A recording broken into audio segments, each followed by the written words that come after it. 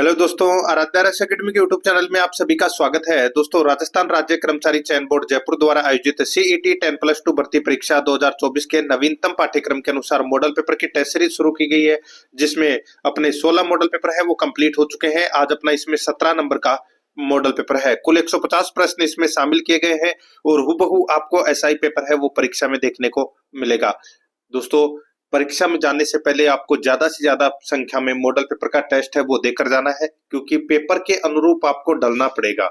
दोस्तों, अगर आपने पिछले 16 मॉडल पेपर नहीं देखे हैं तो आप प्ले लिस्ट में जाइए, वहां पे आपको फोल्डर मिल जाएगा सीईटी 10+2 परीक्षा मॉडल पेपर के नाम से, वहां फोल्डर मिल जाएगा और उसका जो लिंक है वो आपको डिस्क्रिप्शन में भी मिल जाएगा। तो आप वहां जाकर टेस्ट है वो जरूर दें और आराध्या रेस एकेडमी के यूट्यूब चैनल को सब्सक्राइब नहीं किया तो सब्सक्राइब जरूर करें, बेल आइकन को दबाएं, वीडियो को लाइक और अपने दोस्तों के पास में शेयर जरूर करें। तो चलिए दोस्तों, शुरू करते हैं आज का अपना मॉडल पेपर नंबर 17। देखिए, पहला प्रश्न है, हाल ही में एशियाई ट्रेम्पोलिन जन्माष्टमी चैंपियनशिप में रजत पदक किसने जीता? बताइए, हाल ही में एशियाई ट्रेम्पोलिन जन्माष्टमी चैंपियनशिप में रजत पदक है वो जीता दोस्तों किसने? तो ये सृष्टि खंडागले ने जीता है। यहाँ पर सी नंबर का जो ऑप्शन है वो इसका बिल्कुल सही उत्तर हो जाएगा, याद रखना।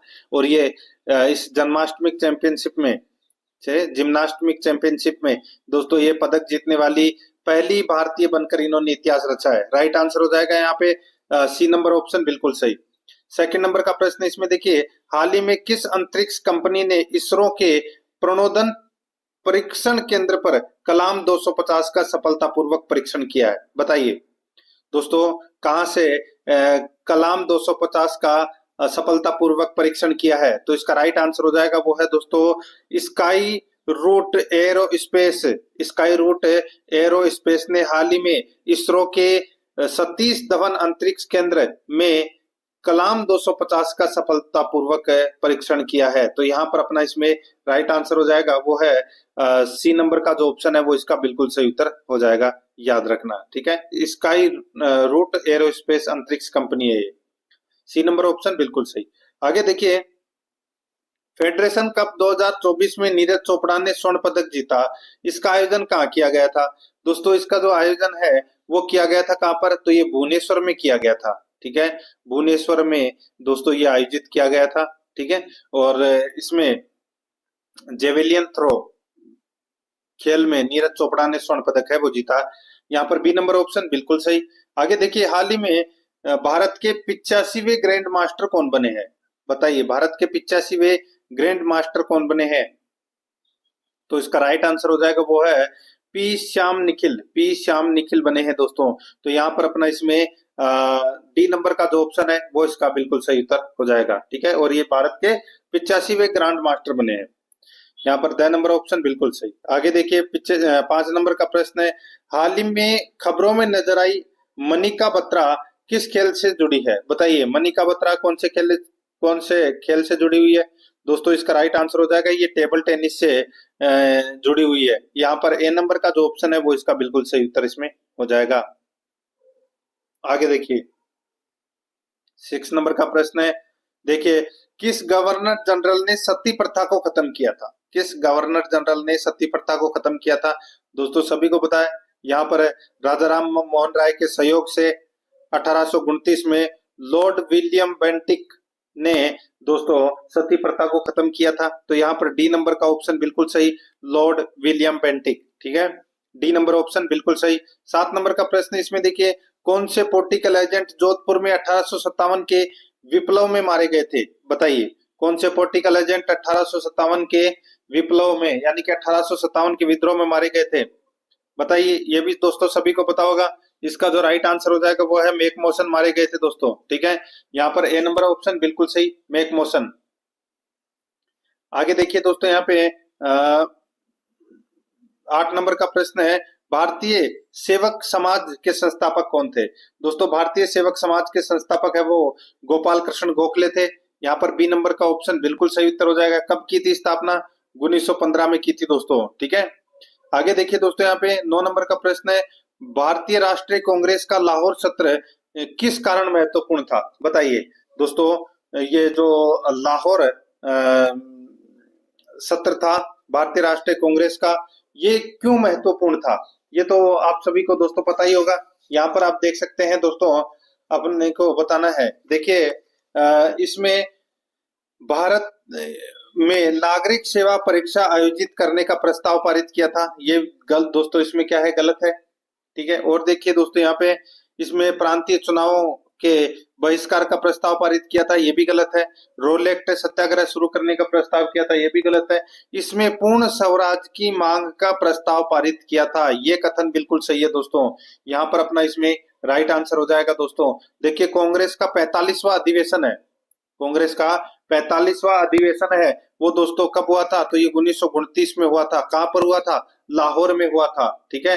किसकी अध्यक्षता में संपन्न हुआ था, तो पंडित जवाहरलाल नेहरू की अध्यक्षता में संपन्न हुआ था। ये महत्वपूर्ण क्यों था, क्योंकि इसमें पूर्ण स्वराज्य की मांग का प्रस्ताव पारित किया गया था। तो यहाँ पर डी नंबर ऑप्शन बिल्कुल सही उत्तर हो जाएगा। इसलिए ये जो लाहौर सत्र है वो महत्वपूर्ण था। आगे देखिए, ट्रेंच कमीशन संबंधित है। ट्रेंच कमीशन किससे संबंधित है, तो दोस्तों ये बेंगू किसान आंदोलन से संबंधित है, ये ट्रेंच कमीशन। ठीक है, ये आपको इसमें याद रखना है दोस्तों। देखिए जून 1923 में लाग बाग करो की जांच के लिए मेवाड़ में यानी मेवाड़ के बंदोबस्त अधिकारी ट्रेंच की अध्यक्षता में एक आयोग का गठन किया गया था, जिसे ट्रेंच आयोग नाम दिया गया था। ठीक है। और ये दोस्तों कौन से आंदोलन से संबंधित था, तो बेंगू किसान आंदोलन से संबंधित। ए नंबर ऑप्शन सही। आगे देखिए, जोधपुर में 1929 में किसके नेतृत्व में मारवाड़ हितकारिणी सभा स्थापित हुई। मारवाड़ हितकारिणी सभा दोस्तों ये जय नारायण व्यास, ठीक है, जय नारायण व्यास के नेतृत्व में मारवाड़ हितकारिणी सभा की स्थापना है वो हुई थी। तो यहाँ पर अपना इसमें राइट आंसर हो जाएगा ए नंबर का ऑप्शन बिल्कुल सही उत्तर इसमें हो जाएगा, याद रखना। ठीक है, बहुत ही अच्छा प्रश्न है ये। आगे देखिए दोस्तों, यहाँ पे 12 नंबर का प्रश्न है, भारतीय अंतरिक्ष अनुसंधान संगठन की स्थापना किस वर्ष और कहाँ की गई।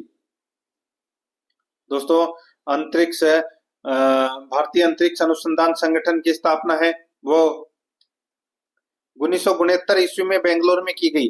ए नंबर का जो ऑप्शन है वो इसका बिल्कुल सही, 1969 ईस्वी में बेंगलोर में। आगे देखिए 13 नंबर का प्रश्न है, कैबिनेट मिशन घोषणा कब की गई। दोस्तों कैबिनेट मिशन घोषणा कब की गई, इसका राइट आंसर हो जाएगा वो है दोस्तों ये 1947 में। दोस्तों 1947 में कैबिनेट मिशन की घोषणा है वो की गई थी। ठीक है, तो यहाँ पर बी नंबर का ऑप्शन बिल्कुल सही उत्तर हो जाएगा, ये आपको इसमें याद रखना है। और घोषणा में दोस्तों काफी सारी चीजें हैं वो लिखी हुई थी, तो यहाँ पर बी नंबर ऑप्शन बिल्कुल सही उत्तर इसमें हो जाएगा। आगे देखिए यहाँ पे कोठारी शिक्षा आयोग की स्थापना किस वर्ष की गई, बताइए। कोठारी शिक्षा आयोग की स्थापना दोस्तों इसका राइट आंसर हो जाएगा वो है 1964 में की गई थी। दोस्तों कोठारी आयोग यानी कि कोठारी शिक्षा आयोग की स्थापना 1964 में की गई थी। तो दोस्तों किसकी अध्यक्षता में ये कोठारी शिक्षा आयोग गठित किया गया था, तो डॉक्टर जी.एस. कोठारी की अध्यक्षता में। ठीक है, यहाँ पर अपना डी नंबर ऑप्शन बिल्कुल सही। 15 नंबर का प्रश्न है, किस सभ्यता में मकान एवं बस्तियां बनाने में ईंटों का प्रयोग नहीं होता था। तो दोस्तों ईंटों का प्रयोग है वो गणेश्वर सभ्यता में नहीं होता था। यहाँ पर सी नंबर का ऑप्शन बिल्कुल सही उत्तर हो जाएगा। ठीक है, ये आपको इसमें याद रखना है। तो ईंटों का प्रयोग बाकी कालीबंगा, आहड़ और बैराट से होता था। तो यहाँ पर अपना इसमें राइट आंसर हो जाएगा 3 नंबर का जो ऑप्शन है वो इसका बिल्कुल सही उत्तर हो जाएगा। ठीक है, और यहाँ पर दोस्तों गणेश्वर में बाढ़ से बचने के लिए पत्थर के बांध है वो उसके साक्ष्य प्राप्त हुए हैं, पत्थर के बांध। ठीक है, यहाँ पर सी नंबर ऑप्शन बिल्कुल सही। आगे देखिए 16 नंबर का प्रश्न है, निम्नलिखित में से किस संस्कृति को बनास संस्कृति भी कहा जाता है। दोस्तों बनास संस्कृति है वो आहड़ संस्कृति को कहा जाता है। ए नंबर का ऑप्शन बिल्कुल सही। आगे देखिए 17 नंबर का प्रश्न है, गिरि सुमेल का युद्ध, सुमेल गिरी या गिरि सुमेल का युद्ध 1544 में हुआ था ये। ठीक है, 1544 में किस किस के मध्य लड़ा गया था। दोस्तों ये युद्ध है ये जो शेरशाह सूरी और मालदेव के बीच में दोस्तों ये युद्ध है वो लड़ा गया था। ठीक है, तो यहाँ पर डी नंबर का ऑप्शन है वो इसका बिल्कुल सही उत्तर इसमें हो जाएगा। ठीक है, आगे देखिए यहाँ पे 18 नंबर का प्रश्न है, मारवाड़ में सामंतों की 4 श्रेणियों में जो शामिल नहीं थी वह है, बताइए। मारवाड़ के सामंतों की 4 श्रेणियां कौन कौन सी थी? दोस्तों यहाँ पर देखिए, इसमें गनायत थी, ठीक है, सरदार था, राजवी थी, और एक और था दोस्तों, यहाँ पे देखिए उमराव नहीं था, ठीक है। उमराव की जगह क्या था दोस्तों? मुत्तसद्दी, ठीक है, मुत्तसद्दी, ठीक है, ये था दोस्तों। यहाँ पर अपना इसमें 1 नंबर का ऑप्शन बिल्कुल सही। नेक्स्ट आगे देखिए, गुब्बारा नुसरत नागफली गजक नाम है, किसके नाम है? तो दोस्तों ये जोधपुर में दुर्ग के तो जोधपुर दुर्ग की तोपों के नाम है। यहाँ पर A नंबर ऑप्शन बिल्कुल सही। नेक्स्ट आगे देखिए, चित्रकला की किस शैली को प्रकाश में लाने का श्रेय डॉक्टर फैयाज अली को जाता है? बताइए दोस्तों। यहाँ पर देखिए, जो किशनगढ़ शैली है, इसको प्रकाश में लाने का श्रेय दोस्तों प्रकाश में लाने का श्रेय डॉक्टर फैयाज अली को जाता है। यहाँ पर D नंबर ऑप्शन बिल्कुल सही। आगे देखिए, 21 नंबर का प्रश्न है, निम्न में से किन स्थानों पर चमड़ा आधारित लघु उद्योग स्थित है? चमड़ा आधारित लघु उद्योग स्थित है, सही उत्तर हो जाएगा दोस्तों, वो है इसमें जयपुर और जोधपुर में। यहाँ पर C नंबर का ऑप्शन बिल्कुल सही उत्तर हो जाएगा, जयपुर और जोधपुर में। नेक्स्ट आगे देखिए दोस्तों, यहाँ पे 22 नंबर का प्रश्न है, राजस्थान की मूल भाषा कौन सी है? राजस्थान की मूल भाषा दोस्तों राजस्थानी है, ठीक है। C नंबर का जो ऑप्शन है वो इसका बिल्कुल सही उत्तर हो जाएगा, ये आपको इसमें याद रखना है। और मरु प्रदेश की दोस्तों मारवाड़ी, ठीक है, यहाँ पर अपना इसमें सही उत्तर हो जाएगा, वो है। वैसे तो प्राचीन काल में राजस्थान की जो प्रधान भाषा थी वो थी दोस्तों मरु भाषा, ठीक है। और दोस्तों राजस्थान प्रदेश की जो भाषा है वो राजस्थानी भाषा कहलाती है। यहाँ पर C नंबर ऑप्शन सही।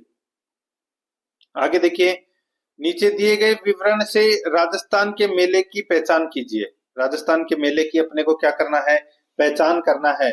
दोस्तों यहाँ पर आप देख सकते हैं, यह भारत का दूसरा सबसे बड़ा मेला है, यह भारत का दूसरा सबसे बड़ा मेला है। और इस मेले में हर साल लगभग 70,000 बैल, ऊंट और घोड़ों का व्यापार होता है। बताइए कौन से मेले की यहाँ पर बात हो रही है? तो दोस्तों इसका जो राइट आंसर हो जाएगा वो है जोधपुर नागौर मेले की दोस्तों यहाँ पर बात हो रही है। यहाँ पर B नंबर का ऑप्शन बिल्कुल सही उत्तर इसमें हो जाएगा, याद रखना। तो यहाँ पर B नंबर ऑप्शन बिल्कुल सही। आगे देखिए, नेक्स्ट 24 नंबर का प्रश्न है, किस प्रसिद्ध मांड गायकी को कला के क्षेत्र में योगदान के लिए 1982 में पद्मश्री से सम्मानित किया गया? किस प्रसिद्ध मांड गायिका को कला के क्षेत्र में योगदान के लिए 1982 में मांड 1982 में पद्मश्री से सम्मानित किया गया? सभी को पता होगा, अल्लाह जिलाबाई। यहाँ पर अपना A नंबर ऑप्शन सही उत्तर। नेक्स्ट आगे देखिए, राजस्थान के एक पारंपरिक नृत्य का नाम क्या है जो अधिकतर महिलाओं द्वारा लहरदार लंबे घाघरे और रंगीन दुपट्टे पहनकर किया जाता है? नृत्य में एक सम्मोहक लय होती है जो चरम स्थिति में पहुंचने तक गति पकड़ती जाती है। इसका सही उत्तर हो जाएगा, वो नृत्य कौन सा है? वो नृत्य है घूमर। C नंबर का ऑप्शन बिल्कुल सही। आगे देखिए, 26 नंबर का प्रश्न है, महिला पोशाक पोमचा किस अवसर पर पहना जाता है? बताइए। तो दोस्तों पोमचा नाम तो सुना ही होगा आपने, ठीक है, अब गाना भी सुना होगा, एक पीला ओट पोमचा लाया, ठीक है। तो अब देखिए ऑप्शन के अनुसार बताइए, तब तक मैं जल ग्रहण कर लेता हूं थोड़ा सा।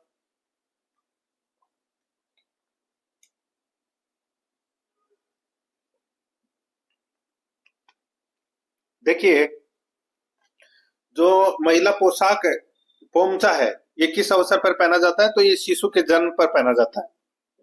A नंबर ऑप्शन बिल्कुल सही उत्तर इसमें हो जाएगा, ठीक है। आगे देखिए, यहाँ पे 27 नंबर का प्रश्न है, दादू और उनके शिष्यों की रचनाएं अधिकतर किस भाषा में पाई जाती है?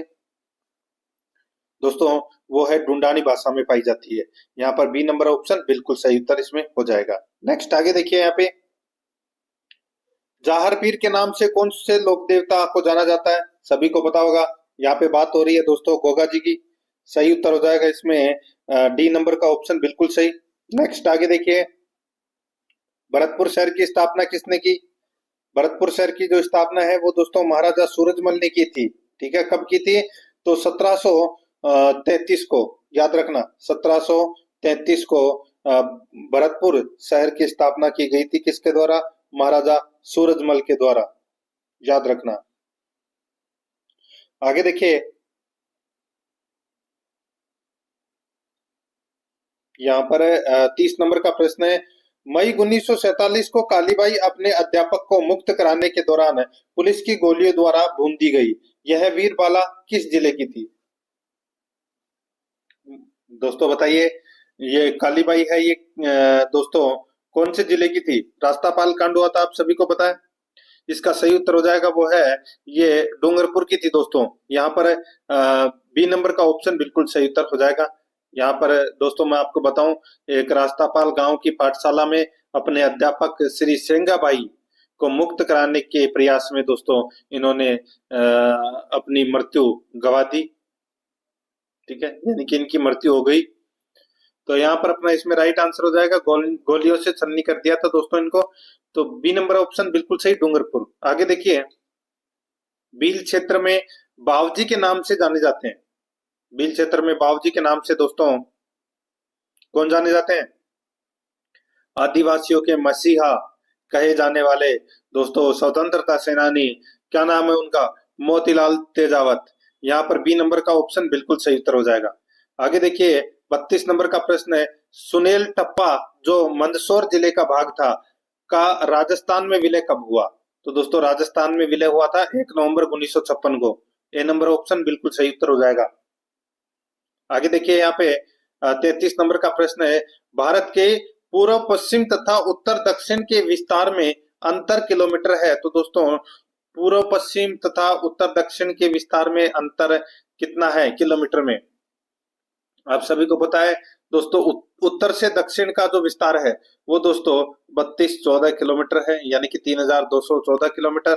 और पूर्व पश्चिम का जो विस्तार है वो है दोस्तों 2933, यानी कि दोस्तों 2933 माइनस कर लीजिए। तो यहाँ पर क्या आएगा?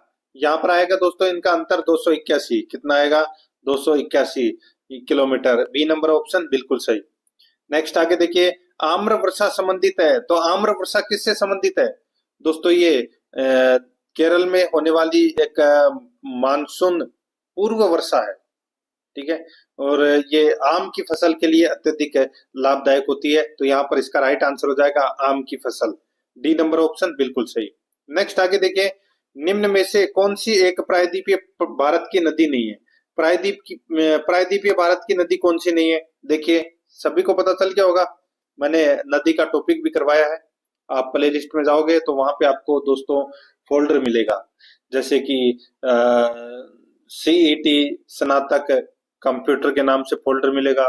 ठीक है, राजस्थान ज्योग्राफी के नाम से फोल्डर मिलेगा, और भी कई सारे फोल्डर हैं वो आपको वहां पर देखने को मिलेंगे। पॉलिटी से संबंधित है, तो आप भारत के भूगोल से संबंधित है, और मॉडल पेपर के काफी सारे फोल्डर हैं। तो आप वहां जाकर उन क्लासों को जरूर देखना, जो भी आपका टॉपिक कमजोर है उस टॉपिक से संबंधित। और भारत के भूगोल की तो दोस्तों आपको सारी क्लास देखनी है। यहाँ पर देखिए,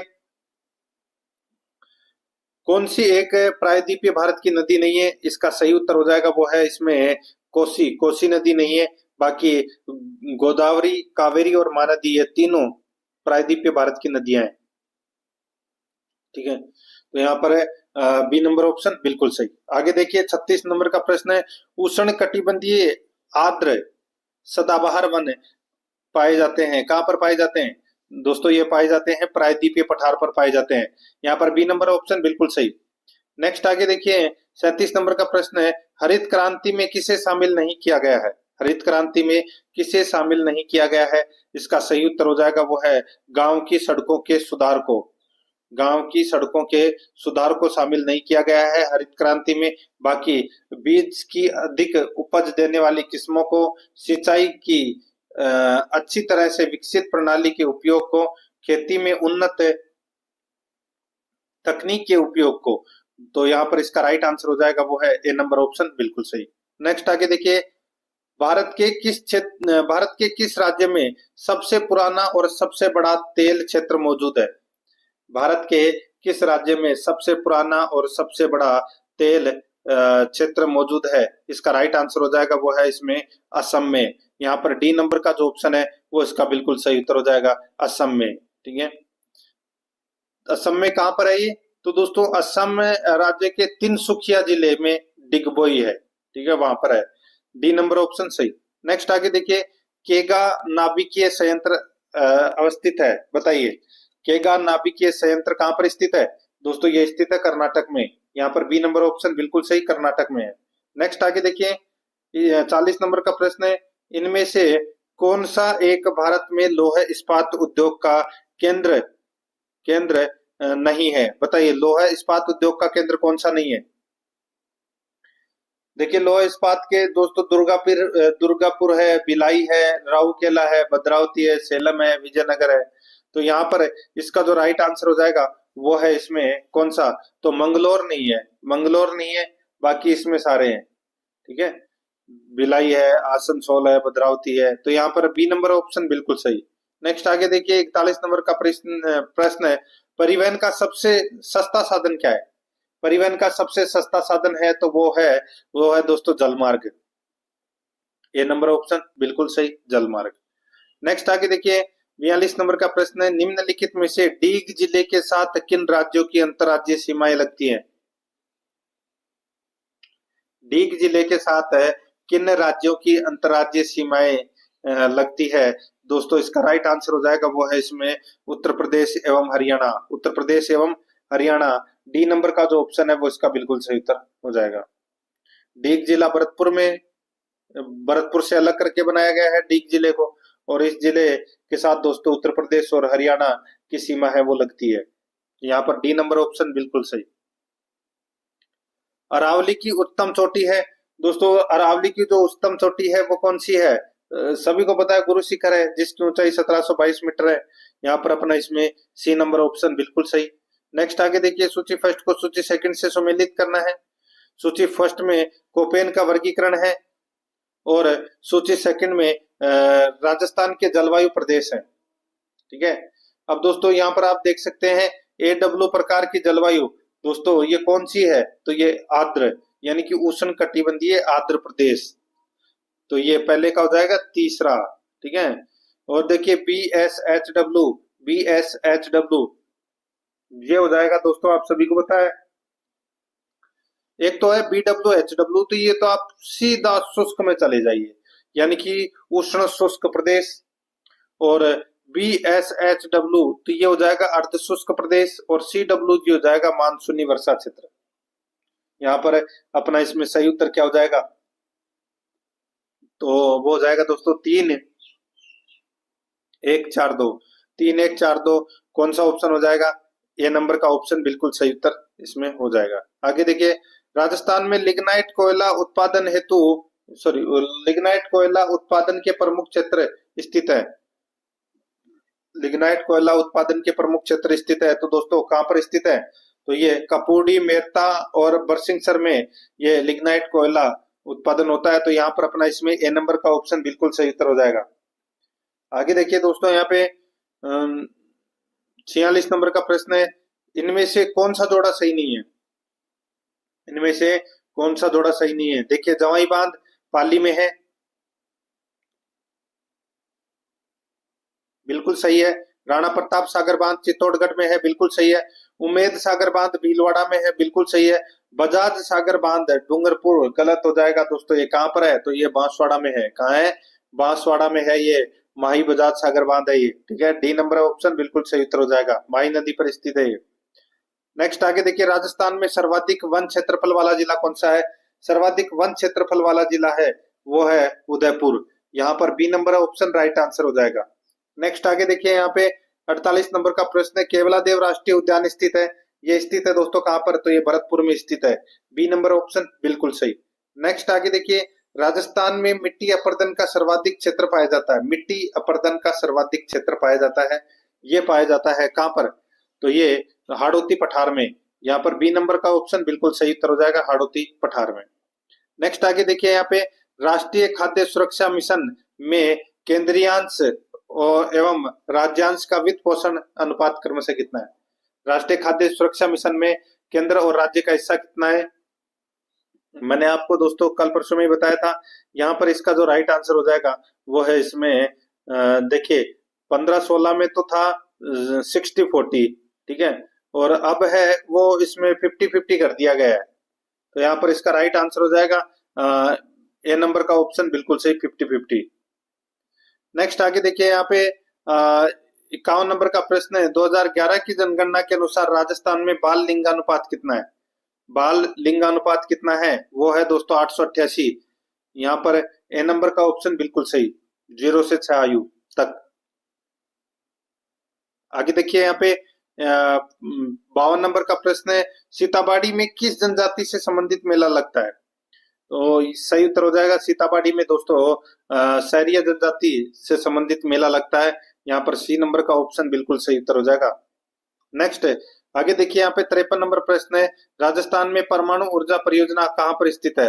राजस्थान में परमाणु ऊर्जा परियोजना कहाँ पर स्थित है? सही उत्तर हो जाएगा वो है रावतबाटा में। ए नंबर का जो ऑप्शन है वो इसका बिल्कुल सही, रावतबाटा चित्तौड़गढ़ में स्थित है। नेक्स्ट आगे देखिए, राजस्थान में कितने यूनेस्को विश्व धरोहर स्थल स्थित है? राजस्थान में कितने यूनेस्को विश्व धरोहर स्थल स्थित है? सही उत्तर हो जाएगा वो है इसमें 8। कितने हैं? 8 है।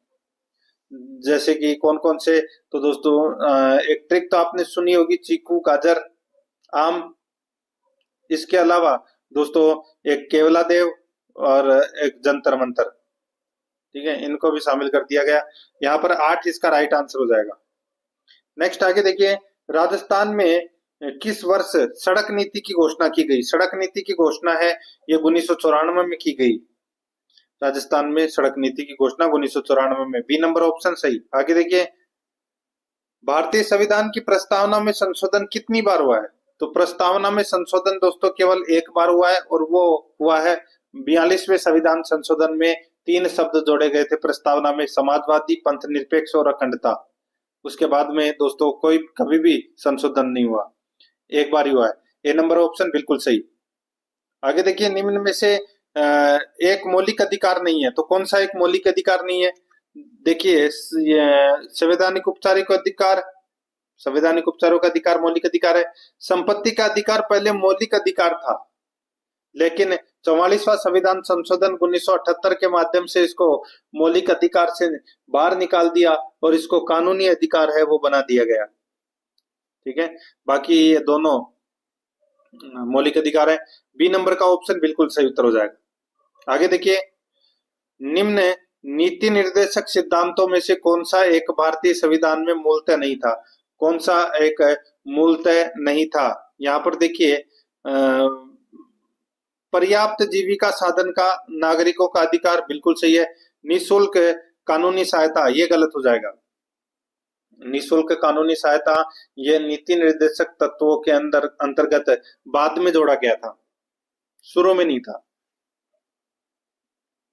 ठीक है। बाकी 14 वर्ष से कम आयु के बच्चों के लिए निःशुल्क एवं अनिवार्य कानूनी सहायता, शिक्षा, ठीक है।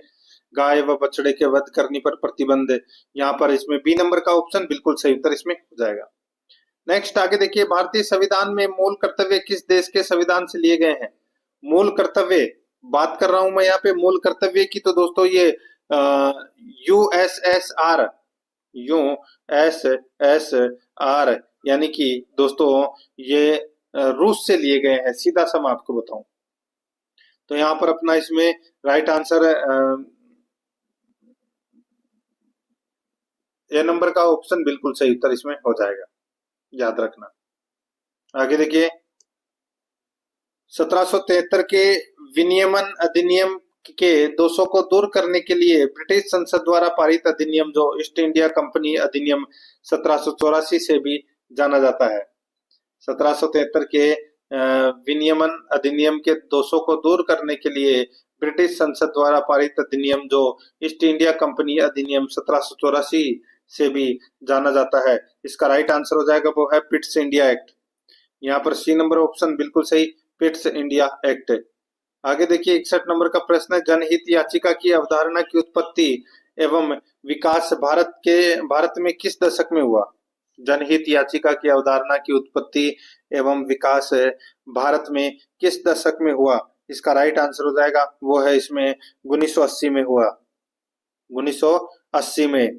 यहाँ पर सी नंबर ऑप्शन बिल्कुल सही। आगे देखिए, निम्नलिखित में से क्या भारत के संविधान की विशेषता नहीं है? क्या भारत के संविधान की विशेषता नहीं है?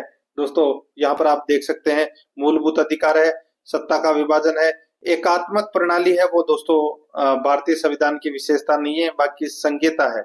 यहाँ पर सी नंबर का जो ऑप्शन है वो इसका बिल्कुल सही उत्तर इसमें हो जाएगा, याद रखना। महत्वपूर्ण प्रश्न है। और दोस्तों जिस किसी ने भी आराध्यारस एकेडमी के यूट्यूब चैनल को सब्सक्राइब नहीं किया तो एक बार सभी के सभी मित्र हैं वो चैनल को सब्सक्राइब जरूर करें, बेल आइकन को दबाएं ताकि नोटिफिकेशन है वो आपके पास में पहुंचता रहे। और जिस किसी ने भी वीडियो को लाइक नहीं किया तो दोस्तों एक बार फटाफट वीडियो को लाइक कर दीजिए। काफी संख्या में है वो एक दिन के अंदर टेस्ट देते हैं, तो दोस्तों कम से कम 1000 लाइक तो होने ही चाहिए। लाइक भी आपको ज्यादा से ज्यादा करना है ताकि अगला पेपर है वो और भी शानदार लेवल का है। नेक्स्ट आगे देखिए, यहाँ पे 63 नंबर का प्रश्न है, प्रदेश में वास्तविक कार्यपालिका शक्तियां निहित होती है तो किसमें निहित होती है? यह निहित होती है दोस्तों मंत्रिमंडल में। यहाँ पर डी नंबर का ऑप्शन बिल्कुल सही उत्तर हो जाएगा, मंत्रिमंडल में, याद रखना। आगे देखिए 64 नंबर का प्रश्न है, उच्च न्यायालय का न्यायाधीश किसके समक्ष अपने पद और गोपनीयता की शपथ लेता है? उच्च न्यायालय का न्यायाधीश किसके समक्ष अपने पद और गोपनीयता की शपथ लेता है? इसका सही उत्तर हो जाएगा वो है राज्यपाल। सी नंबर का ऑप्शन बिल्कुल सही उत्तर हो जाएगा, राज्यपाल के समक्ष शपथ लेता है। इसका सही उत्तर सी नंबर ऑप्शन। आगे देखिए 65 नंबर का प्रश्न है, संघीय शासन व्यवस्था की विशेषताओं का सही समूह कौन सा है? सही समूह हो जाएगा दोस्तों इसमें दोहरी सरकार, राष्ट्रीय एवं क्षेत्रीय सरकारों के मध्य शक्तियों का विभाजन, फिर संविधान की सर्वोच्चता, फिर कठोर संविधान। यानी कि अपना इसमें सही उत्तर हो जाएगा संघीय शासन व्यवस्था की विशेषताओं का जो सही समूह है वो हो जाएगा दोस्तों इसमें अनेक सरकारें, लिखित संविधान और स्वतंत्र न्यायपालिका। यहाँ पर ए नंबर का जो ऑप्शन है वो इसका बिल्कुल सही उत्तर इसमें हो जाएगा, याद रखना। आगे देखिए 66 नंबर का प्रश्न है, भारतीय जनता पार्टी यानी कि बीजेपी की उत्पत्ति किसके द्वारा स्थापित भारतीय जनसंघ में निहित है? दोस्तों इसका राइट आंसर हो जाएगा, नाम तो सुना ही होगा दोस्तों, श्यामा प्रसाद मुखर्जी। इसका राइट आंसर भी वही हो जाएगा दोस्तों, श्यामा प्रकाश मुखर्जी इसका सही उत्तर हो जाएगा। ए नंबर ऑप्शन बिल्कुल सही। भारत का नियंत्रक और महालेखा परीक्षक निम्नांकित में से किस समिति के मित्र, दार्शनिक और निर्देशक के रूप में कार्य करता है? भारत का नियंत्रक और महालेखा परीक्षक निम्नांकित में से किस समिति के मित्र, दार्शनिक और निर्देशक के रूप में कार्य करता है? इसका सही उत्तर हो जाएगा वो है लोक लेखा समिति। ए नंबर का ऑप्शन बिल्कुल सही, लोक लेखा समिति। 68 नंबर का प्रश्न है, केंद्रीय सूचना आयोग की स्थापना कब की गई? केंद्रीय सूचना आयोग की स्थापना ये की गई दोस्तों 2005 में। यहाँ पर बी नंबर ऑप्शन बिल्कुल सही, 2005 में।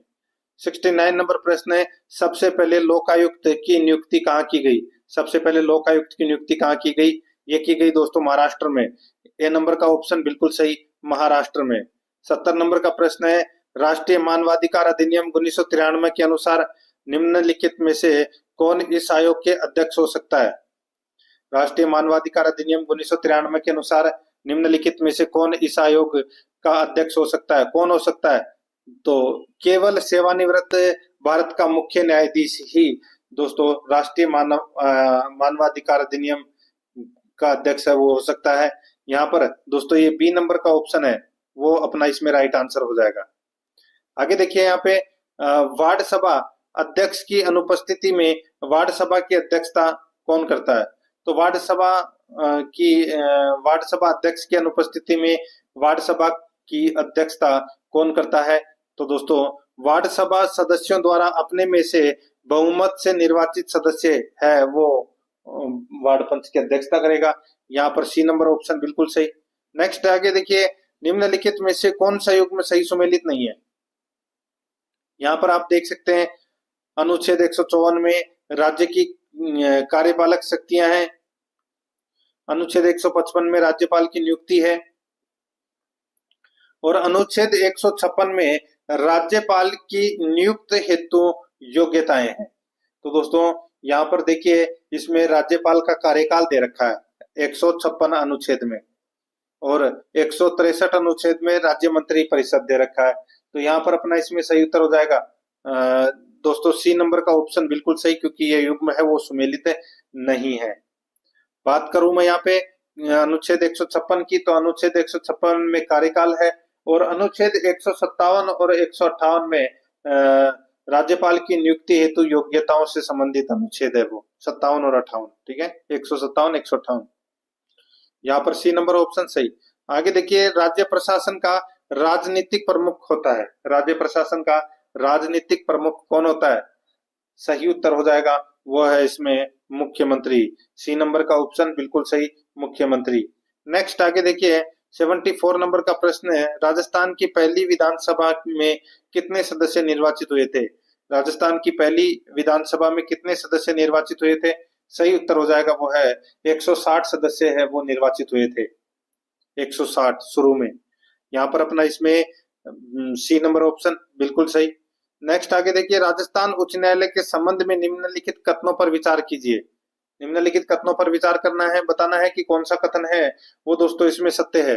देखिए राजस्थान उच्च न्यायालय का जो गठन है वो 29 अगस्त 1949 को किया गया था। 29 अगस्त 1949 बिल्कुल सही है। इसके प्रथम मुख्य न्यायाधीश कमलकांत वर्मा थे, तो दोस्तों बिल्कुल सही है, कमलकांत वर्मा है वो इसके प्रथम मुख्य न्यायाधीश थे। ठीक है, देखिए इसके गठन के समय मुख्य न्यायाधीश सहित कुल 12 न्यायाधीश थे। मुख्य न्यायाधीश सहित कुल 12 न्यायाधीश थे, तो दोस्तों 11 अन्य न्यायाधीशों के साथ शपथ ली थी। किसने? तो न्यायमूर्ति कमलकांत वर्मा ने। तो यहाँ पर अपना इसमें राइट आंसर क्या हो जाएगा? इसमें दोस्तों कौन सा कथन असत्य है? मुख्यमंत्री सहित मुख्य न्यायाधीश सहित कुल 12 सदस्य थे, तो एक तो अपने कमलकांत वर्मा ही थे और 11 अन्य सदस्य थे, तो टोटल 12 हो गए। तो ये भी सही है कथन, तीनों कथन सही है। तो इसमें असत्य कथन कौन सा है? असत्य कथन दोस्तों कोई भी नहीं है, तो यहाँ पर डी नंबर का ऑप्शन बिल्कुल सही उत्तर हो जाएगा। 76 नंबर का प्रश्न है, राजस्थान लोक सेवा आयोग के सदस्यों का कार्यकाल कितना होता है? राजस्थान लोक सेवा आयोग के सदस्यों का कार्यकाल कितना होता है? ये होता है दोस्तों 6 वर्ष या 62 वर्ष की आयु, जो भी पहले हो। ठीक है, तो यहाँ पर अपना इसमें सही उत्तर है ए नंबर का ऑप्शन बिल्कुल सही। नेक्स्ट है, निम्नलिखित में से कौन सा कार्य उपखंड दंडनायक यानी कि एसडीएम का कार्य नहीं है? बताइए कौन सा कार्य एसडीएम का नहीं है? एसडीएम का कार्य दोस्तों देखिए उपखंड क्षेत्र में शांति व्यवस्था बनाए रखना, उपखंड क्षेत्र में धारा 144 लागू करना, उपखंड क्षेत्र की जेल, पुलिस, थानों तथा चौकियों का निरीक्षण करना। तो यहाँ पर मैं आपको बताऊं तो दोस्तों इनकी जो प्रमुख है, यहाँ पर इसका राइट आंसर हो जाएगा उपरोक्त सभी। देखिए उपखंड यानी कि एसडीएम के कार्य हैं जैसे कि फौजदारी प्रकरणों की जानकारी मांग सकता है, शांति व्यवस्था हेतु पुलिस प्रशासन के साथ समन्वय स्थापित करना, ये सभी कार्य हैं दोस्तों। राइट आंसर हो जाएगा डी नंबर ऑप्शन बिल्कुल सही। आगे देखिए निम्नांकित में से कौन से कथन राजस्थान राज्य मानवाधिकार आयोग के संबंध में सही है? कौन से कथन राज्य मानवाधिकार आयोग के संबंध में सही है? यहाँ पर आप देख सकते हैं इसका गठन राजस्थान सरकार की 18 जनवरी 1999 की एक अधिसूचना द्वारा हुआ। दोस्तों बिल्कुल सही बात है। आगे देखिए यह आयोग मार्च 2000 से क्रियाशील हुआ। यह आयोग है यह मार्च 2000 से क्रियाशील हुआ, बिल्कुल सही बात है। आगे देखिए दोस्तों यहाँ पे पहला और दूसरा कथन तो इसमें क्या हो गया? सत्य हो गया। अब आगे देखिए तीसरा, देखिए मानव अधिकार संरक्षण संशोधन अधिनियम 2006 के अनुसार आयोग में एक अध्यक्ष 3 सदस्यों का प्रावधान किया गया है। तो ये दोस्तों कथन है वो अपना इसमें गलत हो जाएगा।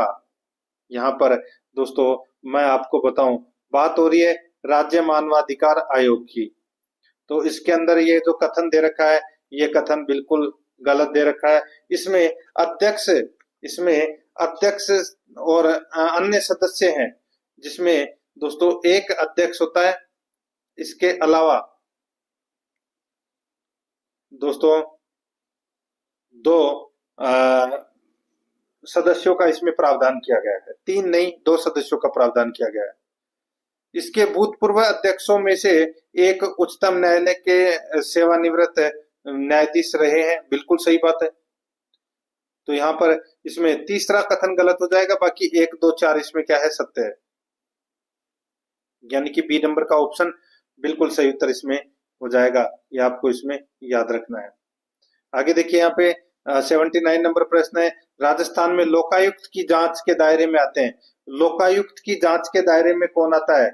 यहाँ पर आप देख सकते हैं दोस्तों, मंत्री, सचिव, राज्यपाल या स्वायत्त शासन संस्थानों के अध्यक्ष।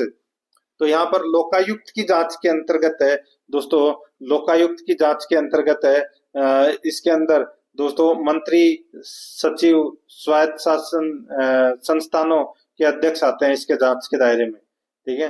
तो यहाँ पर राज्यपाल नहीं आएगा दोस्तों इसमें। बाकी 1 2 और 4 इसका बिल्कुल सही उत्तर हो जाएगा। 1 2 4 कौन से ऑप्शन में? यहाँ पर देखिए ए नंबर का जो ऑप्शन है वो इसका बिल्कुल सही उत्तर हो जाएगा। राज्यपाल नहीं आते इसकी जांच में। आगे देखिए, जिला निर्वाचन अधिकारी को किसके द्वारा नामित किया जाता है? जिला निर्वाचन अधिकारी को नामित किया जाता है राज्य सरकार के परामर्श से भारत के निर्वाचन आयोग द्वारा दोस्तों जिला निर्वाचन अधिकारी को नामित किया जाता है। यहाँ पर डी नंबर ऑप्शन बिल्कुल सही। राज्य सूचना आयोग के अध्यक्षों की नियुक्ति राज्यपाल द्वारा समिति की सिफारिश पर की जाती है। जिसका अध्यक्ष नहीं होता, तो उसका अध्यक्ष है वो कौन नहीं होता? राज्य सूचना आयोग के सदस्यों की नियुक्ति राज्यपाल द्वारा समिति की सिफारिश पर की जाती है। जिसका सदस्य नहीं होता, तो देखिए मुख्यमंत्री होता है, मुख्यमंत्री तो उस समिति का अध्यक्ष ही होता है, ठीक है। विधानसभा में प्रतिपक्ष का नेता भी होता है, मुख्यमंत्री द्वारा मनोनीत कैबिनेट मंत्री होता है। यहाँ पर इसका राइट आंसर हो जाएगा उच्च न्यायालय का न्यायाधीश। डी नंबर का ऑप्शन बिल्कुल सही, ये नहीं होता इस समिति का सदस्य। 82 नंबर का प्रश्न है, निम्न में से कौन से विधेयक को राष्ट्रपति पुनर्विचार के लिए नहीं लौटा सकता? तो राष्ट्रपति धन विधेयक को वापस नहीं लौटा सकता। बी नंबर का ऑप्शन बिल्कुल सही, क्योंकि दोस्तों राष्ट्रपति के अनुसार ही ये पेश किया जाता है। आगे देखिए, किस संगठक को मुद्रा पूर्ति में विस्तृत मुद्रा कहा जाता है? बताइए, किस संगठन को मुद्रा पूर्ति में विस्तृत मुद्रा कहा जाता है? इसका राइट आंसर हो जाएगा वो है M3। M3। तो यहाँ पर सी नंबर का ऑप्शन राइट आंसर हो जाएगा M3। तो यहाँ पर सी नंबर सही। आगे देखिए, बैंकों में बेस रेट पद्धति लागू की गई। बैंकों में बेस रेट पद्धति लागू की गई, तो ये जुलाई 2010 से ये लागू की गई। यहाँ पर अपना इसमें सी नंबर ऑप्शन बिल्कुल सही। अब देखिए, बेस रेट उस दर को कहते हैं जो नीचे बैंक कर्ज यानी कि बैंक ऋण उससे नीचे आपको नहीं दे सकता, यानी कि न्यूनतम ब्याज दर आप मान सकते हैं, वो होता है। यहाँ पर यानी कि उससे नीचे आपको लोन है वो नहीं मिलेगा। यहाँ पर सी नंबर ऑप्शन बिल्कुल सही। 85 नंबर प्रश्न है, भारत में राष्ट्रीय आय संबंधी अनुमान किस संस्था द्वारा तैयार किए जाते हैं? तो ये किए जाते हैं केंद्रीय सांख्यिकी संगठन द्वारा। बी नंबर का ऑप्शन बिल्कुल सही, यानी कि CSO द्वारा। नेक्स्ट है, देश की कुल आय को उसकी कुल जनसंख्या से भाग देने पर जाना जाता है। देश की कुल आय को उसकी कुल जनसंख्या से भाग देने पर बताइए क्या जाना जाता है? तो इसका सही उत्तर हो जाएगा उसको प्रति व्यक्ति आय है वो ज्ञात करना कहते हैं। सी नंबर ऑप्शन बिल्कुल सही। आगे देखिए, खाद्यान्नों का बफर स्टॉक कौन रखता है? खाद्यान्नों का बफर स्टॉक कौन रखता है? तो दोस्तों भारतीय खाद्य निगम रखता है। यहाँ पर ए नंबर ऑप्शन बिल्कुल सही, भारतीय खाद्य निगम। नेक्स्ट आगे देखिए, eBay, Amazon.com तथा LandEarn.com किस सेगमेंट से संबंधित है? तो दोस्तों ये संबंधित है किससे? तो ये B2B से संबंधित है ये। तो इसका राइट आंसर हो जाएगा ए नंबर का ऑप्शन बिल्कुल सही उत्तर इसमें हो जाएगा B2B। आगे देखिए, यहाँ पे 89 नंबर का प्रश्न है, भारतीय खाद्य निगम की स्थापना कब हुई? भारतीय खाद्य निगम की जो स्थापना है वो दोस्तों कब हुई? तो ये हुई 1965 में। बी नंबर ऑप्शन बिल्कुल सही, 1965 में। नेक्स्ट है, निम्नलिखित में से किसने भारत में कृषि उत्पादन बढ़ाने के लिए सदाबहार क्रांति शब्द का प्रयोग किया था? सदाबहार क्रांति शब्द का प्रयोग है वो किसके द्वारा किया गया? तो ये एम एस स्वामीनाथन के द्वारा। बी नंबर ऑप्शन बिल्कुल सही। नेक्स्ट, 20 सूत्रीय कार्यक्रम सर्वप्रथम प्रारंभ किया गया था कौन से वर्ष में? 20 सूत्रीय कार्यक्रम प्रारंभ किया गया था, इसका राइट आंसर हो जाएगा वो है 1975 में। यहाँ पर बी नंबर ऑप्शन बिल्कुल सही, 1975 में। आगे देखिए, नई आर्थिक नीति 1991 को कहा गया। नई आर्थिक नीति 1991 को क्या कहा गया दोस्तों? इसको कहा गया यूट्रन फीफा। यूट्रन फीफा कहा गया। यहाँ पर बी नंबर का ऑप्शन बिल्कुल सही, याद रखना, यूट्रन फीफा कहा गया। नेक्स्ट आगे देखिए, भारत की सबसे वृहद सिंचाई परियोजना है वो कौन सी है? तो वो है इंदिरा गांधी नहर परियोजना। सी नंबर ऑप्शन सही। नेक्स्ट, क्षेत्रफल की दृष्टि से राज्य के किस जिले में सर्वाधिक बंजर भूमि है? राज्य के किस जिले में सर्वाधिक बंजर भूमि है? तो जैसलमेर जिले में, सभी को पता है। बी नंबर ऑप्शन बिल्कुल सही। 95 नंबर का प्रश्न है, इसमें देखिए, राजस्थान के किस उद्योग में सोडियम सल्फाइड का उपयोग कच्चे माल के रूप में किया जाता है? बताइए, किस उद्योग में सोडियम सल्फाइड का उपयोग कच्चे माल के रूप में किया जाता है? सही उत्तर हो जाएगा वो है इसमें चमड़ा उद्योग में। यहाँ पर डी नंबर ऑप्शन बिल्कुल सही, चमड़ा उद्योग। नेक्स्ट है, राजस्थान का सबसे बड़ा सोडियम सल्फेट संयंत्र किस झील पर लगाया गया है? ये लगाया गया है डीडवाना झील के ऊपर। बी नंबर ऑप्शन बिल्कुल सही, डीडवाना झील के ऊपर। 97 नंबर प्रश्न है, इसमें देखिए, व्यापार चक्र में उतार चढ़ाव के कारण उत्पन्न होने वाली बेरोजगारी है वो क्या कहलाती है? तो वो कहलाती है चक्रीय बेरोजगारी। बी नंबर ऑप्शन बिल्कुल सही, चक्रीय बेरोजगारी। नेक्स्ट है, मुख्यमंत्री अनुप्रति योजना किससे संबंधित है? मुख्यमंत्री अनुप्रति योजना किससे संबंधित है? तो ये प्रतियोगी परीक्षाओं की तैयारी से संबंधित है। डी नंबर का ऑप्शन बिल्कुल सही। नेक्स्ट 99 नंबर प्रश्न है, कारखाना एवं बॉयलर्स विभाग की स्थापना कब हुई थी? कारखाना एवं बॉयलर्स विभाग की स्थापना कब हुई थी? तो दोस्तों ये हुई थी 1948 में। यहाँ पर बी नंबर ऑप्शन बिल्कुल सही, 1948 में। नेक्स्ट आगे देखिए, 101 नंबर का प्रश्न है, इसमें देखिए, निम्न में से कौन सी सेकेंडरी मेमोरी डिवाइस है? सेकेंडरी मेमोरी डिवाइस है तो वो कौन सी है? तो वो है दोस्तों डिस्क, यानी कि जिसमें डाटा रखा जाता है। बी नंबर ऑप्शन बिल्कुल सही। आगे देखिए, लिनक्स एक प्रकार का सॉफ्टवेयर है, तो ये कौन से प्रकार का सॉफ्टवेयर है दोस्तों? लिनक्स। तो इसका जो राइट आंसर हो जाएगा वो है दोस्तों, इसमें देखिए, यहाँ पे जो ओपन सोर्स है, इस ओपन सोर्स प्रकार का सॉफ्टवेयर है ये लिनक्स। बी नंबर ऑप्शन बिल्कुल सही। 103 नंबर प्रश्न है, निम्नलिखित रेखा चित्रों यानी कि चार्ट के प्रकारों में से किस प्रकार का चार्ट दैनिक रूप से शेयर बाजार के उतार चढ़ाव व प्रगति को दर्शाने के लिए उपयुक्त है? निम्नलिखित रेखा चित्रों यानी कि चार्ट के प्रकारों में से किस प्रकार का चार्ट दैनिक रूप में शेयर बाजार के उतार चढ़ाव व प्रगति को दर्शाने के लिए उपयुक्त है? इसका सही उत्तर हो जाएगा वो है इसमें लाइन चार्ट। यहाँ पर सी नंबर ऑप्शन बिल्कुल सही, लाइन चार्ट इसका राइट आंसर हो जाएगा। 104 नंबर का प्रश्न है, आधुनिक कंप्यूटर विज्ञान का जनक किसे माना जाता है? आधुनिक कंप्यूटर विज्ञान का जनक किसे माना जाता है? तो इसका सही उत्तर हो जाएगा Alan Turing. Alan Turing, B number का ऑप्शन बिल्कुल सही उत्तर इसमें हो जाएगा एलन ट्यूरिंग को। नेक्स्ट आगे देखिए, इनमें से कौन सा फंक्शन है एमएस वर्ड सॉफ्टवेयर का महत्वपूर्ण फंक्शन है? एमएस वर्ड सॉफ्टवेयर का महत्वपूर्ण फंक्शन कौन सा है?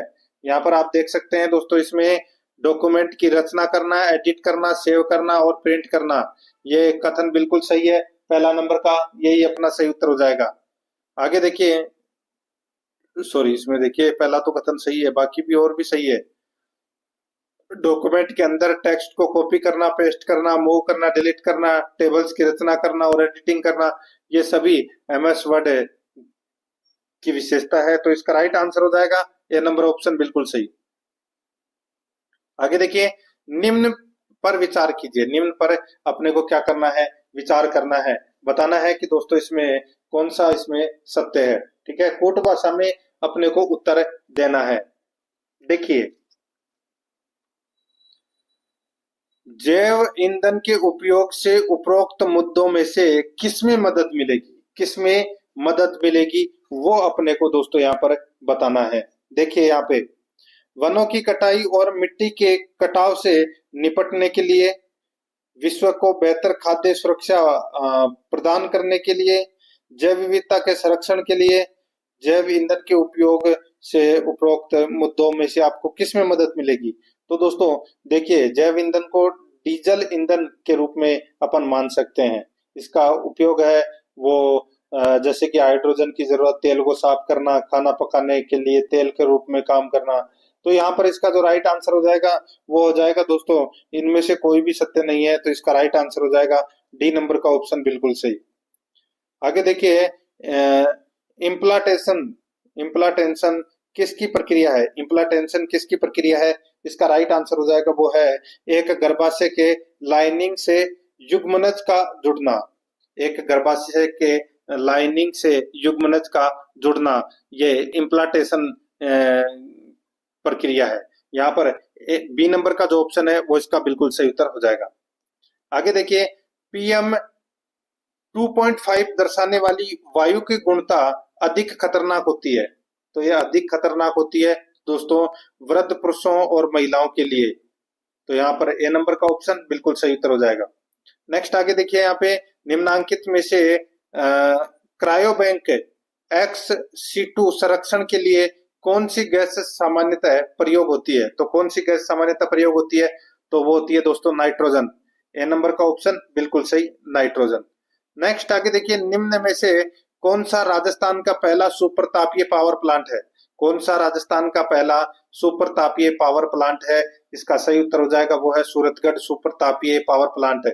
ए नंबर का ऑप्शन बिल्कुल सही उत्तर हो जाएगा। 111 नंबर प्रश्न है, भारतीय उपग्रह श्रृंखला जो दूरसंचार तंत्र के लिए उपयोग में लाई जा रही है। भारतीय उपग्रह श्रृंखला जो दूरसंचार तंत्र के लिए उपयोग में लाई जा रही है, इसका सही उत्तर हो जाएगा वो है इसमें इनसेट। यहाँ पर डी नंबर का ऑप्शन बिल्कुल सही, इनसेट। आगे देखिए, स्पाईवेयर क्या है। स्पाईवेयर क्या है, स्पाईवेयर दोस्तों यह एक ऐसा सॉफ्टवेयर है जो कंप्यूटर में गुप्त रूप से डाला जाता है और यह कंप्यूटर को पूरी तरह से कब्जे में ले लेता है। ए नंबर का ऑप्शन बिल्कुल सही, ये होता है स्पाईवेयर। नेक्स्ट आगे देखिए, एक बंद निकाय में भौतिक एवं रासायनिक परिवर्तन के समय कौन सा गुण अपरिवर्तित रहता है। एक बंद निकाय में भौतिक एवं रासायनिक परिवर्तन के समय कौन सा गुण अपरिवर्तित रहता है, इसका राइट आंसर हो जाएगा वो है द्रव्यमान। सी नंबर का ऑप्शन बिल्कुल सही, द्रव्यमान। आगे देखिए, संरचनात्मक जैव निम्नीकृत अपमार्जक है। संरचनात्मक जैव निम्नीकृत अपमार्जक है तो वो कौन सा है, वो है दोस्तों सामान्य एल्किन श्रृंखला। यहाँ पर ए नंबर का ऑप्शन बिल्कुल सही। नेक्स्ट आगे देखिए, यहाँ पे स्नैपचैट से क्या अभिप्राय है। स्नैपचैट से क्या अभिप्राय है दोस्तों, इससे अभिप्राय है मल्टीमीडिया मैसेजिंग ऐप से। तो यहाँ पर बी नंबर ऑप्शन बिल्कुल सही। नेक्स्ट आगे देखिए, यहाँ पे नमस्ते में कौन सी संधि है, बताइए नमस्ते में कौन सी संधि है। तो दोस्तों यहाँ पर आप देख सकते हैं, नमस्ते में नमः प्लस ते, नमः यानी कि नमः के आगे दो विसर्ग लगेंगे फिर थे, ठीक है। तो इसमें विसर्ग संधि का प्रयोग हुआ है, डी नंबर का ऑप्शन बिल्कुल सही। आगे देखिए, यहाँ पे निम्न में से कंठे व्यंजन है। निम्न में से कंठे व्यंजन है तो वो कौन सा है, तो यहाँ पर जो घ है ये दोस्तों कंठे व्यंजन है। सी नंबर का ऑप्शन बिल्कुल सही उत्तर इसमें हो जाएगा। आगे देखिए, यहाँ पे 118 नंबर प्रश्न है, बैलगाड़ी शब्द में प्रयुक्त समास है। बैलगाड़ी शब्द में प्रयुक्त समास है तो वो कौन सा है, तो वो है तत्पुरुष समास। यहाँ पर डी नंबर का ऑप्शन बिल्कुल सही उत्तर हो जाएगा, तत्पुरुष समास, ठीक है, यानी कि बैल से चलने वाली गाड़ी। डी नंबर ऑप्शन बिल्कुल सही।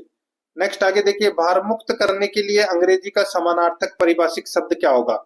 भार मुक्त करने के लिए अंग्रेजी का समानार्थक परिभाषिक शब्द क्या होगा, इसका राइट आंसर हो जाएगा वो है इसमें कौन सा, तो वो है भार मुक्त के लिए हो जाएगा रिलीव, रिलीव, ठीक है।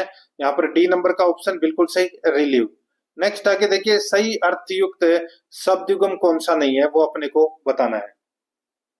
दोस्तों यहाँ पर आप देख सकते हैं कौन सा युग्म सही नहीं है वो पूछा है। देखिए अवदान, सावधान, अवदान और मनोयोग। तो दोस्तों ये इसमें गलत दे रखा है, यानी कि उल्टा दे रखा है। तो यहाँ पे अवदान का तो हो जाएगा दोस्तों मनोयोग, और इस अवधान का मतलब हो जाएगा दोस्तों योगदान। ठीक है, ये अवदान है, इसका इसका तो मतलब हो जाएगा योगदान। ठीक है, और ये जो शुरुआत वाला अवधान है इसका मतलब होता है मनोयोग।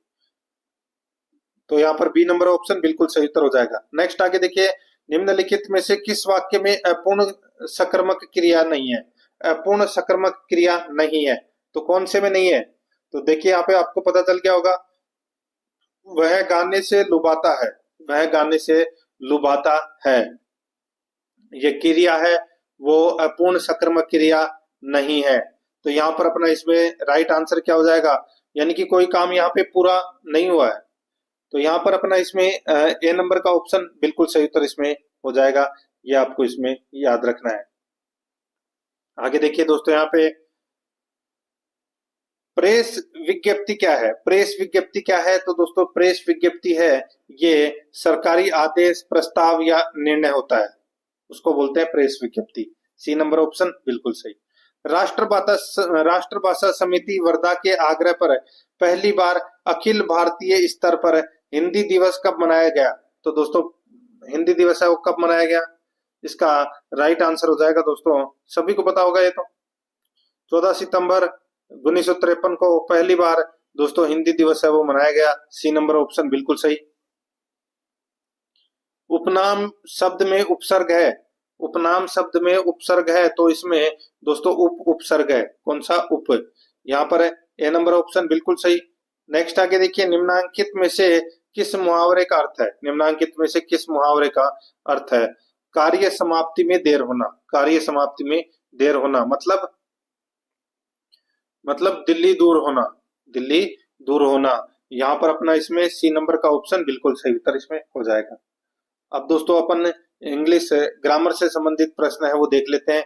141 से 143 तक पैसेज से संबंधित क्वेश्चन है वो अपने को यहाँ पर पढ़ना है। देखिए पैसेज से संबंधित 126 से 128 तक। देखिए, what issue does Martin Luther Kings speech address? आप पैसेज पढ़ोगे तो दोस्तों आपको पता लग जाएगा। What issues does Martin Luther Kings speech address? तो दोस्तों इसका सही उत्तर हो जाएगा, वो है इसमें कौन सा? तो दोस्तों and to racism and civil and economic rights. तो यहाँ पर अपना इसमें राइट आंसर क्या हो जाएगा? बी नंबर ऑप्शन बिल्कुल सही। आगे देखिए, what pushes King to speak? I have a dream, I have a dream. तो दोस्तों इसका सही उत्तर हो जाएगा, वो है ही इज प्रॉम्प्टेड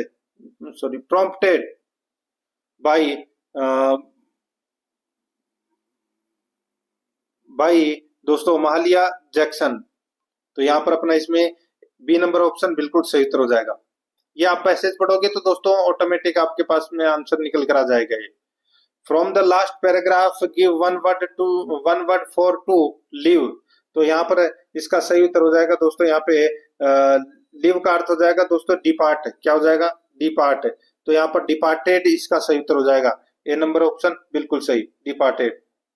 नेक्स्ट आगे देखिए, यहाँ पे choose the correct direct speech of the following sentence from the given option. He says that the king will come.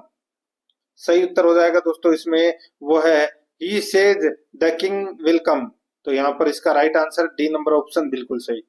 Next आगे देखिए, in letter writing format a title dear John is an example for. तो दोस्तों बताइए, तो दोस्तों इसका right answer हो जाएगा इसमें, वो है देखिए डियर जॉन पत्र में ये सॉल्यूशंस इसका राइट आंसर हो जाएगा, सॉल्यूशंस। तो यहाँ पर अपना इसमें राइट आंसर एक नंबर का ऑप्शन बिल्कुल सही। आगे देखिए, choose the correct sequence of tense. He because his feet dirty, बताइए क्या आएगा खालिस्तान में। तो यहाँ पर देखिए दोनों केस में यहाँ पर पास्ट टेंस का प्रयोग हुआ है, तो इसका सही उत्तर हो जाएगा वो है इसमें दोस्तों वाज बाथिंग वेयर। तो यहाँ पर इसमें बी नंबर का ऑप्शन बिल्कुल सही उत्तर हो जाएगा। Fill in the blank with appropriate article, article अपने को भरना है he eats a lot of meat. तो दोस्तों खालिस्तान में क्या आएगा, तो इसका सही उत्तर हो जाएगा वो है तो आएगा दोस्तों इसमें कौन सा। तो यहाँ पे इसमें कोई भी आर्टिकल है वो नहीं आएगा दोस्तों, he eats a lot of meat आएगा इसमें, ये आर्टिकल नहीं आएगा। यहाँ पर डी नंबर ऑप्शन बिल्कुल सही। आगे देखिए a person who studies, a person who studies the influence of heavenly bodies on human beings. तो दोस्तों पता चल गया होगा यहाँ पर क्या होगा इस प्रश्न का सही उत्तर। देखिए एक वो जो बॉडी का अध्ययन करता है मरे हुए का, ठीक है, उसको क्या बोलते हैं, उसको बोलते हैं ज्योतिषी, यानी कि दोस्तों एस्ट्रोलॉजर, ठीक है। तो एस्ट्रोलॉजर बोलते हैं उसे, एस्ट्रोलॉगर। तो यहाँ पर अपना बी नंबर का ऑप्शन राइट आंसर हो जाएगा, एस्ट्रोलॉगर।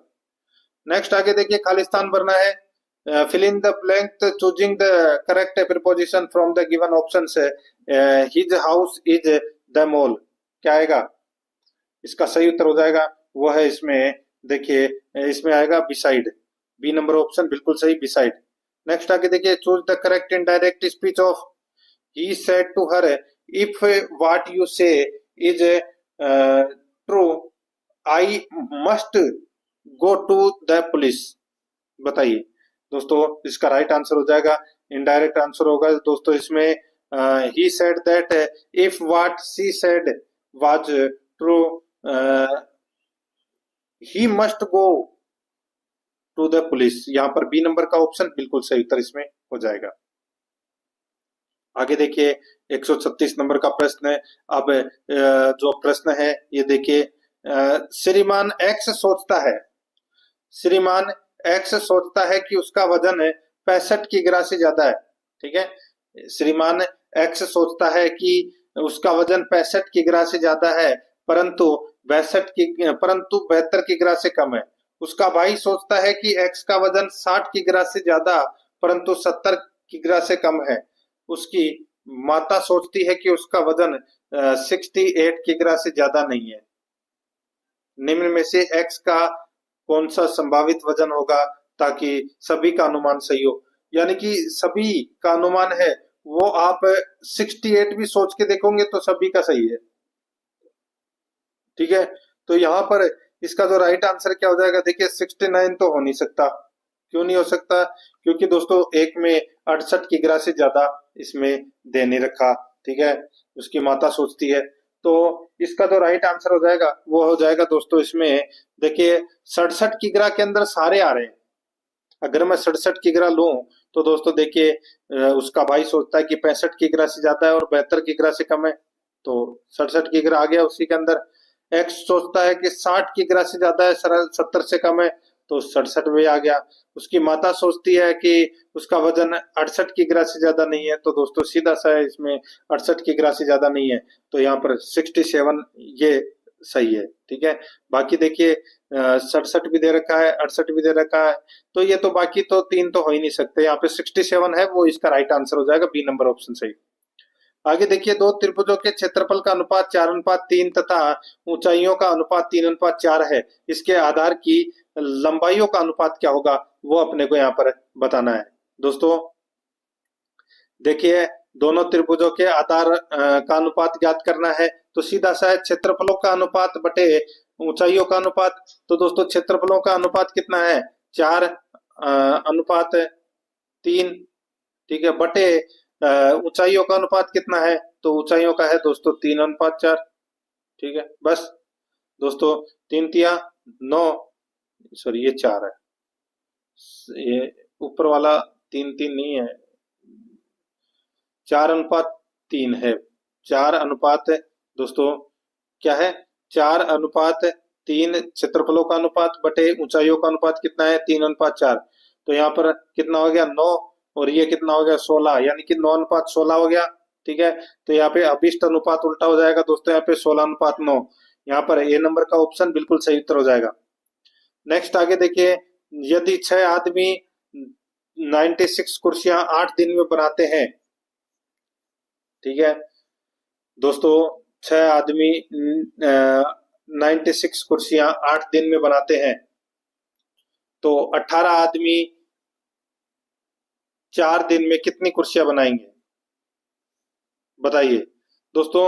यहाँ पर देखिए, सीधा सा मैं आपको यहाँ पे बता देता हूँ। तो अपने को क्या ज्ञात करना है कि कितनी कुर्सियां हैं वो बनाएंगे। तो दोस्तों यहाँ पर देखिए, आपने वो सुना ही होगा M1D1 बटे W1। ठीक है, नाम तो सुना ही होगा। M1 यानी कि आदमी कितने हैं दोस्तों, यहाँ पे 6 है। ठीक है, कुर्सियां हैं, वो W मान लिया अपन ने, तो कितना 96 है। और दिन यानी कि डे 1 है वो 8 दिन है, डे 2 है वो अपने को डे 2 चार दे रखा है। ठीक है, और M2 दे रखा है दोस्तों 18। तो सीधा सा है M1 इंटू D1 यानी कि 6 इंटू 8 बटे, भाई कितनी कुर्सियां बना रहे हैं 96, ये 96 बराबर दोस्तों M2 कितना है, M2 यानी कि 18 है, 18 आदमी। डेज कितना है M2, तो सॉरी D2, तो दोस्तों वो है 4। और अपने को दोस्तों ये दूसरी वाली कुर्सी की रेट है वो निकाल दी है। ठीक है, तो दोस्तों इसको अपन है वो ऐसे लिख सकते हैं। ठीक है, अब दोस्तों अब देखिए, अब अपन इसको डायरेक्ट ऐसे भी लिख सकते हैं दोस्तों, W2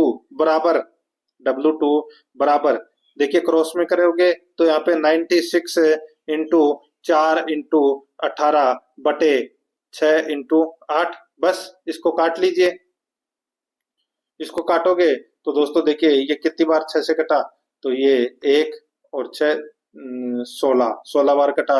ये दोस्तों इससे 2 बार कटा, यानी कि 2 इंटू 4 कितने होते हैं 8, और 8 इंटू 18 कितने होते हैं, तो दोस्तों 8 इंटू 18 144 होते हैं। यहाँ पर ए नंबर का ऑप्शन बिल्कुल सही उत्तर हो जाएगा।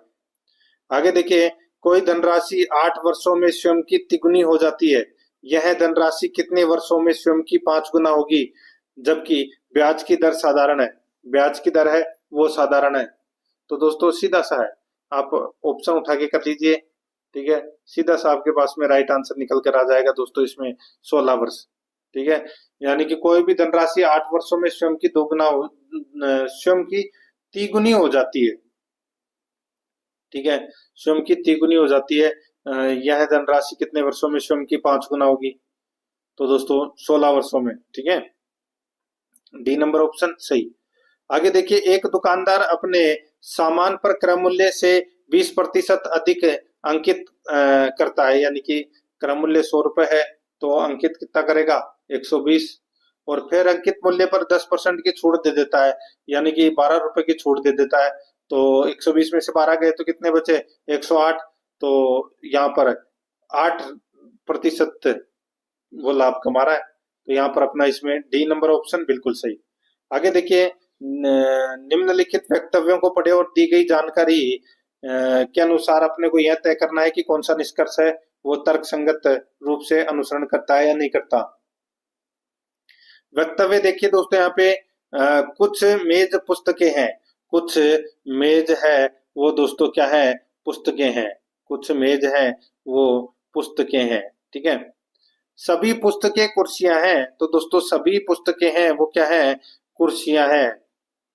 अब देखिए यहाँ पे निष्कर्ष में देखिए दोस्तों, कुछ पुस्तकें मेज हैं, कुछ पुस्तकें हैं वो मेज है, तो बिल्कुल सही बात है। ठीक है, और देखिए दोस्तों यहाँ पे कुछ कुर्सियां पुस्तक हैं, कुछ कुर्सियां हैं वो पुस्तक हैं, तो दोस्तों ये कथन भी क्या है बिल्कुल सही है। तो इसमें दोनों कथन है वो क्या है अनुसरण कर रहे हैं, तो इसका राइट आंसर हो जाएगा बी नंबर ऑप्शन बिल्कुल सही। आगे देखिए, एक परीक्षा में उत्तीर्ण होने वाले छात्रों में गुड्डू का स्थान ऊपर से 16वां था, ऊपर से दोस्तों कौन सा था 16वां, और नीचे से था 29वां, नीचे से कौन सा था तो दोस्तों 29वां था। 6 छात्रों ने प्रतियोगिता में भाग नहीं लिया, और 5 अनुत्तीर्ण रहे।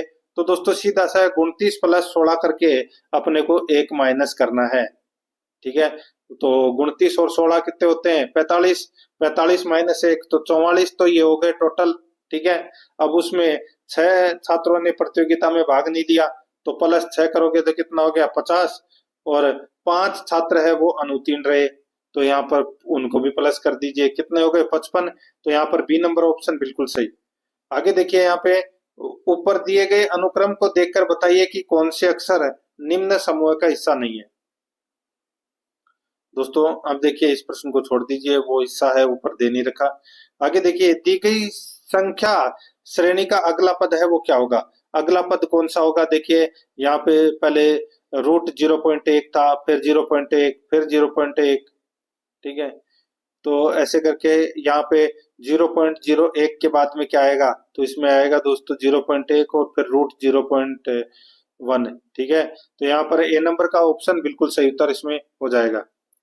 आगे देखिए, यहाँ पे 7 मित्र अजीत, वाला, हरी, डेविड, राजा, शेखर, ये भी आसानी से आप कर सकते हो दोस्तों। अपने को गोले में बैठाना है, बैठा भी सकते हो आराम से।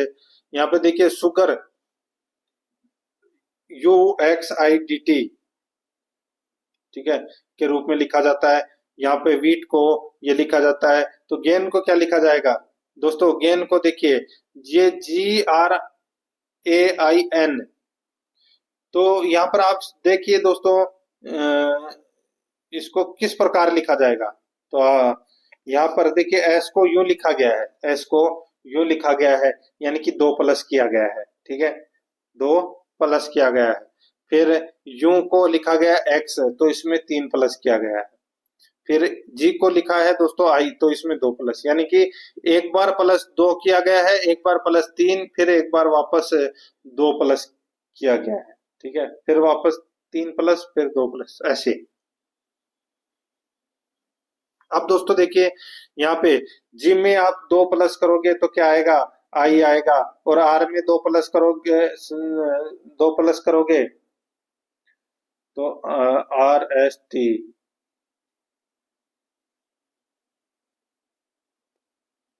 RS, तो दोस्तों इसमें RST टी आएगा इसमें। ठीक है, फिर दोस्तों इसमें ए में 3 प्लस करिए तो डी आएगा।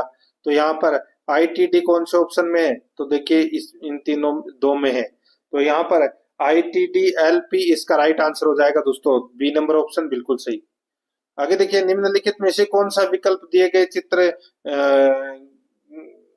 के सही दर्पण प्रतिबिंब को दर्शाता है वो बताना। दर्पण प्रतिबिंब दे रखा है दोस्तों यहाँ पे, पॉजिटिव। तो इसका जो राइट आंसर हो जाएगा वो है इसमें कौन सा?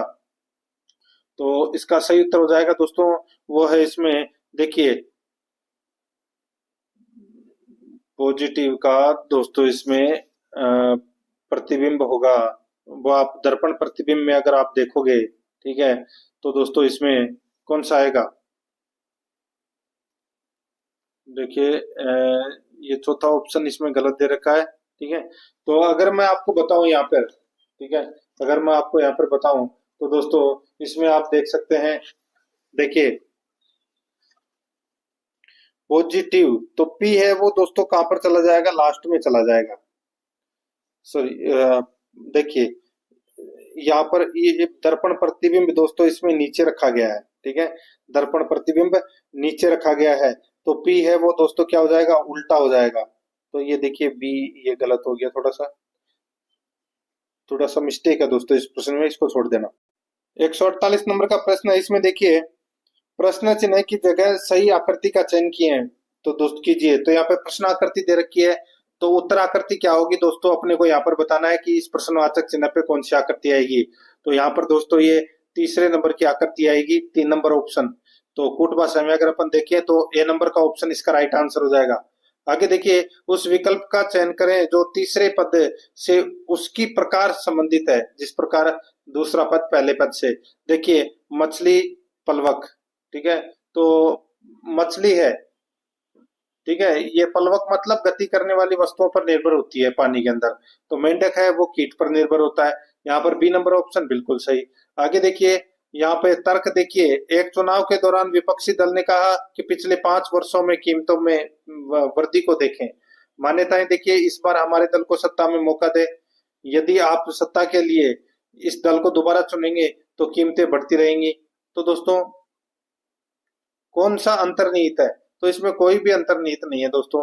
तो इसका राइट आंसर हो जाएगा सी नंबर का ऑप्शन, बिल्कुल सही उत्तर हो जाएगा इसमें। ठीक है,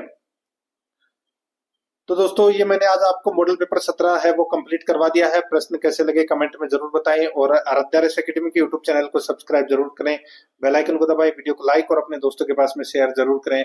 मिलते हैं दोस्तों नेक्स्ट क्लास में। जय हिंद, जय भारत।